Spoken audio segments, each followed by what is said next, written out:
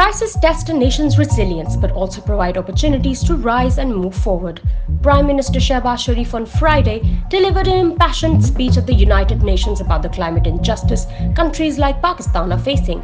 Much of what he said was an adequate articulation of the many challenges being faced by us today due to the vicissitudes of weather deeply and perhaps irrevocably altered by global warming. He spoke of the searing, unprecedented heat waves this year and the flood of biblical proportions which followed, a disaster the likes of which we have never seen.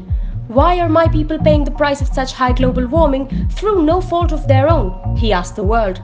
It is important for the Prime Minister to seek reparations for those already suffering from the impact of climate change. Yet things also need to change back home. Life in Pakistan has changed forever, Mr. Sharif told other leaders at the UN General Assembly. But has it really? Or will it? The people of this country are no strangers to suffering brought about by the vagaries of nature and compounded by the short-sightedness and ineptitudes of the people responsible for preventing or at least mitigating such tragedies.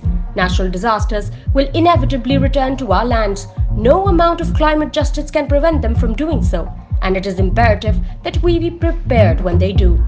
When the cameras leave and the story just shifts away to conflicts like Ukraine, my question is, will we be left alone to cope with the crisis we did not create? The Prime Minister asked at the UNGA. The short answer to that is yes. That is likely what will happen. For years, the most powerful world leaders have bickered about how best to address climate change.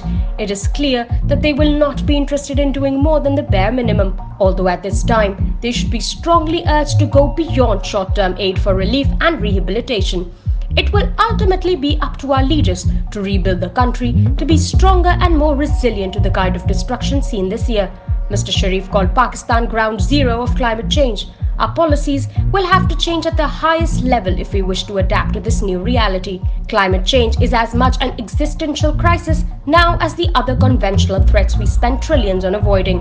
It is important to hold nations responsible for heavy pollution to account for the misery unleashed on our country.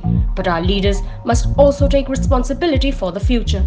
They cannot leave it dependent on the goodwill of countries that got us here in the first place.